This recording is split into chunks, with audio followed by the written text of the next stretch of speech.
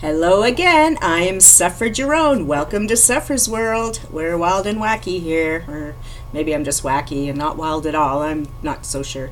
Anyways, I seem to be on a kick lately of doing more content than I used to. I think it's because I really am enjoying my new webcam. I mean, it's just a cheap one, but it works, eh? And I have a new to me computer. I didn't have a computer for many months last year because my computer was dying. So, I have a new to me rebuilt computer and I have internet again. So all is well in Sephra's world. So now you are at my mercy to listen to me prattle on Twitch TV from noon to 1 every day. I do free tarot card readings, and it's almost every day. Some days I'm not there. I try to keep my little schedule on the Twitch channel up to date. And I am here on YouTube.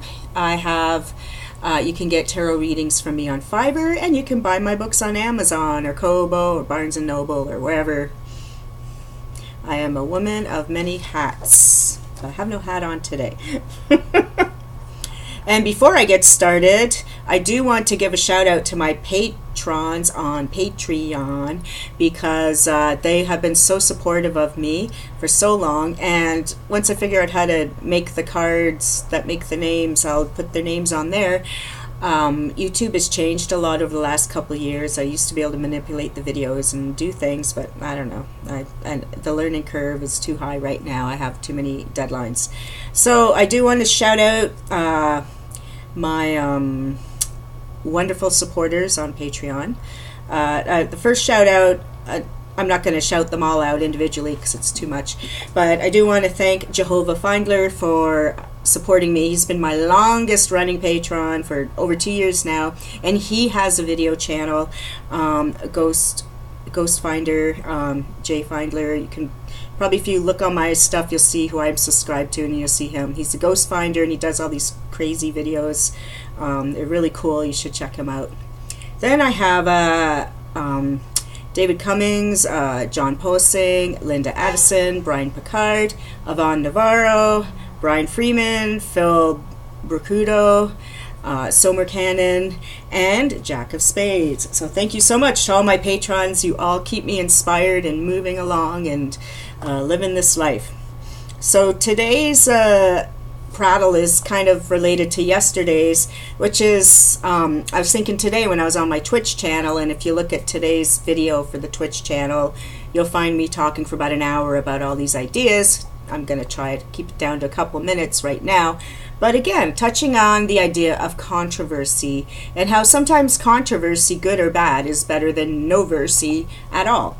We've been talking about Cockygate in the romance writing world, about an author who has trademarked a word in her titles and then expects all the other authors to fall in line and not use her word, and all the crap, shitstorm, seriously, that has happened because of this. And it gets people talking about not only about her specific things, which are interesting, but I didn't know who she was before all this, and most of us didn't, but now we all know who she is. That's the thing with controversy is, good or bad, like now we all know her name, we all know about these cocky books, and that there is all kinds of books with the words cock in them somehow in the titles. They're all romance and erotica, but it's like, wow, who knew? I didn't know. I'm a horror writer, I'm a horror reader, and I like my space opera fix now and again. So I knew nothing about that whole world of cockiness, cock things. So now I know about this world, and I am curious. Now the thing that's interesting to me, though, there's a lot of things that are interesting to me, which is why I do all these videos, but with this particular author, she had 18 books, I believe, in this cocky world. And she's self-published, and she prides herself on being self-published, which is fantastic. She's making money at it. Good for her. She has a following. She has a fan base, which is why she decided to trademark things, because she has the money and the power and the clout to do it.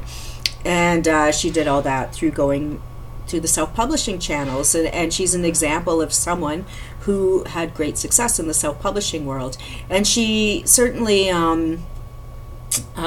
in what little I've seen of her blogs and videos and stuff. She has no respect for the traditionally published world, or maybe respect's not the right word, but her whole thing was she didn't even bother trying to get published by a traditional publisher. She always knew she wanted to publish her own thing, and that's fine.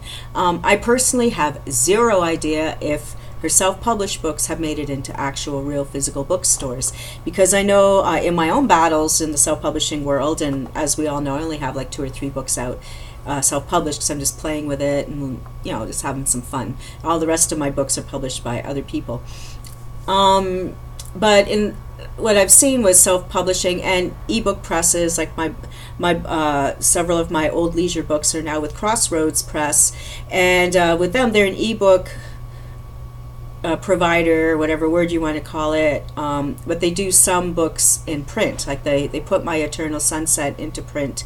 Eternal Sunset, it's not my Eternal Sunset, well, I guess it is because I wrote it, but Eternal Sunset, one of my first published novels, well, my very first published full-length novel, which was originally published by Dark Tales and by someone else, and then now Crossroads Presses has put it out as an ebook, and they put out a physical print book version. But the thing is with that is that because it's print on demand, because Crossroads book is really just almost one step up from self-publishing, because even though they have editors and copy editors and stuff, most of us who go to them, our books were already published with traditional publishing houses that crashed and burned, and now we're bringing already books that have already been traditionally published, we're bringing over to Crossroad Books. And so you don't need as they still go through the whole editing process and the formatting and all that, but it's not as I don't know what the word is, specific as it would be if it was a fresh manuscript that had never been touched or read or whatever before, right?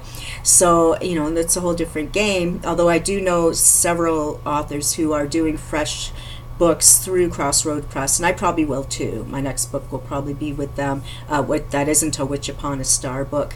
My Witch Upon a Star books are also at Ravenous Romance, they were with Ravenous Romance, now they're with Riverdale Avenue Books.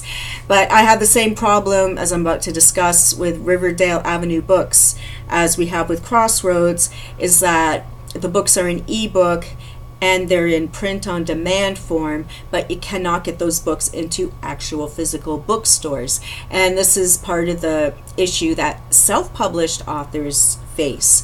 Now, as a self-published author, you can get into bookstores if you go through Ingram.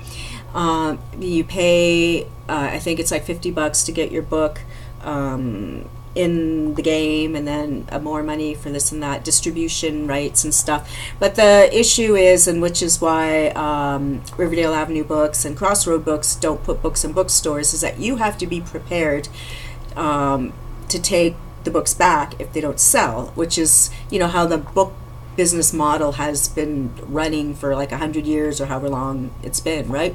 So that's why you can see like 20,000 copies of books may be ordered through Leisure Books or McLeod, whatever, any book, any publisher. But then, so you might have 20,000 books ordered out, and then 18,000 books come back.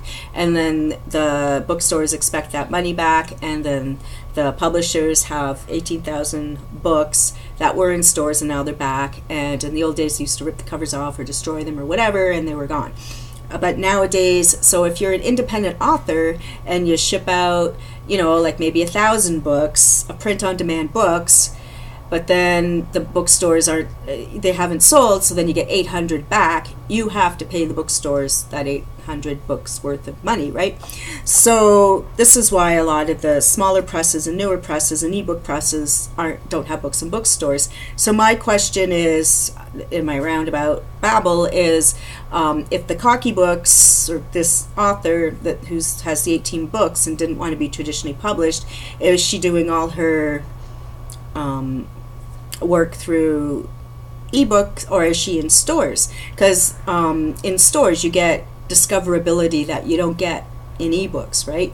So if she upset everyone who's online and everyone who does ebooks, and now nobody wants to deal with her, I have a feeling it's going to go the other way, though. Everyone's going to be curious and buying her books.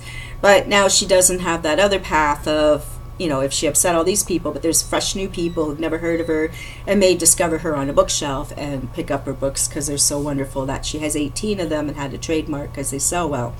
Anyways, that's just my puzzlement. I don't know. I could just ask her, I guess.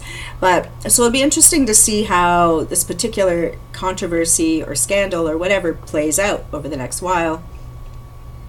And then, as I was saying on my Twitch channel this morning about controversies, is now I'm really, really starting to think that in the Star Wars movies, in this new trilogy, that they very much wanted the second chapter to be very controversial so that no matter what happens in the third chapter, they can't screw it up, right? So they let Rian Johnson did whatever he wanted with their full blessings for chapter 2, because they know chapter 3, they're going to tie everything up in a bow. Luke's going to come back. He's going to be alive. Rey will be a Kenobi or a Binks or a whatever, Ewok. I don't know. Kylo will hopefully become even bigger and badder than Darth Vader, because certainly in The Force Awakens he had that ability, because he was unpredictable and scary and bad-tempered, and we all know that's dangerous to be around if you've ever been married to someone like that. No. And hopefully Finn will get back on track with his proper storyline. Maybe we'll meet Captain Phasma. Maybe we won't. I don't know. That's all I really care about in these movies. Leah's dead, so she's dead, and she's dead. There's nothing we can do about that. But yeah, so then J.J. Abrams and Disney will look like big heroes that listen to the fans when they bring Luke back. It's like, I wasn't dead. What'd you think I was dead? And then they put us through hell for 2 years. But the thing is, if they hadn't killed off Luke, then we wouldn't be so angry. Well, I say we, as if you have the same opinion as me. I'm angry Luke's dead, and I can't get over it. And now I've decided in my head that he's not dead at all, which is pretty much what I thought when I walked out of the theater the first time I saw The Last Jedi. I decided in my own head, he's not dead. He just went away. And it was only afterwards that I started reading reviews and this and that I realized, no, he's actually supposed to be dead. And I'm like, no, he's not dead. He's just went off again to another island or star or whatever. He's in outer space. And we don't know if he's human or not. He's made of midichlorians. He could have just burst all his atoms apart, and he's going to regenerate somewhere else. And he better not be a Force ghost in this one, because that's no. And he didn't die, because Anakin didn't come to him, Yoda didn't come to him, and Ben Kenobi didn't come to him when he was dying. You would have seen their visions. They would have been, oh, Luke, come join us on the other side. Don't be afraid, Luke. Use the Force. They would have done all that, right? If he was really dead, wouldn't they? Wouldn't he see his beloved father and his beloved Obi-Wan, who only knew for 10 minutes, and Yoda? Wouldn't Yoda be, come to light side, you will, dead you are, or whatever, So now my new hope after the dark and dismalness of chapter 2 is we brighten up to chapter 3 and everything's going to be okay. We'll finally figure out why Mary Sue has her powers, why she's so magical. We'll finally understand all the visions in that box and where the lightsaber came from that Maz promised to tell us about. We'll find out who Snoke was. I don't think Snoke's dead either, quite frankly. He, it's just like the Obi-Wan thing. He got cut in half too, but the ghost lives on. So Snoke will be back as well, in my opinion. So they created controversy, so we'd all get talking about it, because if we would all been happy when we left, then there wouldn't be all this, oh my god, boycotts. But I think they did go a bit too far with chapter 2, because there really are a lot of people, and it's not just, white guys mad at women. No, it has nothing to do with that. It has to do with this shitty storytelling. It has to do with the sense that when we saw those of us that have been around for 40 years, we had the sense that they were making fun of us, of our love for these characters, and that isn't going away. They can fix chapter 3 all they want by bringing Luke back, and he can be our hopeful, optimistic dude again, but we'll never forget how they tossed the laser over the laser sword over the shoulder, the lightsaber, and that there were no good battles, and that the guards didn't bow down to Kylo when he became their king, and there's a few things. Anyways. And then, what was my third thing? I have 3 controversies. Oh yeah, then the whole American politics thing. I'm in Canada, so I care only because we're neighbors. You got to care about what your neighbor's doing, right? So we're the upstairs neighbors, and yeah. So I was starting to think too about controversy in the States and how whenever there's all these big scandals going on in whichever side of the political fence you're on, it doesn't matter. There's all these things happening, and you can't deny it no matter which side you're on. There's a lot of, every day there's a new story, a new turmoil, a new, oh my God, I can't believe that's happening thing, right? No matter who you are. The thing is what's happening in American politics is there's so much stuff here going, hey, look at this, look at scandal, scandal, scandal, tax returns, Stormy Daniels, this and that, blah, blah, blah, blah, blah. And meanwhile, over here, things are getting done. So you have the people who are for Trump saying, yeah, man, he's doing a good job, he's getting his stuff done, because they're paying attention to what he's getting done. Whether you're for or against what he's getting done doesn't matter for this argument. The fact is he's getting stuff done. And but so many people are distracted by the whirring of the Death Star thing is that they're not seeing that stuff's getting done. So they're complaining about the wrong things. And certainly being distracted by extramarital affairs and stuff like that is totally irrelevant at this point. You knew who this person was before you elected him president, so don't be getting your knickers in a bunch now about, him stepping out on his wife. We already know that he's been married several times. Like, guys like that always cheat, because that's why they have so many wives. And also, as I was saying on my Twitch channel this morning, so I may be repeating myself if you were there, is just that people who tend to be in positions of power, like president or, celebrities, these actors and writers or whatever, it does take a certain level, it's a certain type of behavior to really get that superstardom stratosphere.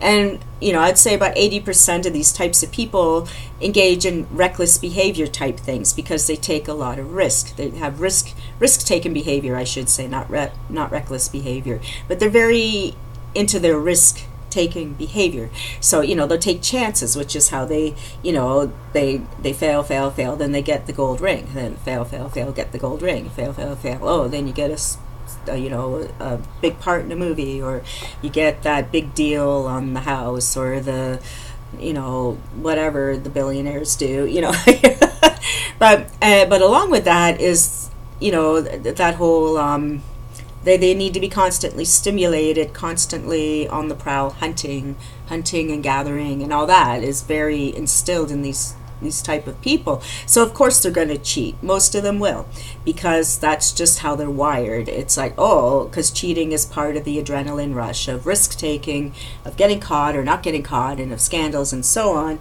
and don't be naive. Almost every president has had a mistress or two, right? We saw it with Clinton, we saw it with both the Kennedys, had Marilyn, they had the Marilyn door or whatever, and I'm sure we can go back so many ways to so many types of people and find out various things. So don't get distracted, is my point, by the controversies of superficial things like affairs and stuff, when there's more meaningful meat to be paying attention to, whether, no matter which side of the equation you're on, whether you're for or against the Republican Party in the United States. You need to pay attention to the stuff that's not happening here but over here, so that you're educated and informed and not surprised when things happen. It's like, I didn't know that bill was passed, or I didn't know, now it's this way now, like, who knew? But you should know, because that's what you should be focusing on, not the shiny friggin' news headlines of distractions, right? So anyway, so controversies, 3 sets of controversies happening today in our world, and they all have different agendas, different reasons, and they'll all have different outcomes. They'll all have different repercussions, and it'll be interesting to see, what's going to happen next. What is going to happen next? I don't know what's going to happen next. You? Anyways, that's my thoughts for today. And like I said, thank you so much for watching. Thank you to my patrons. And you can certainly follow me on Patreon. For as little as $1 a month, you can hop on board.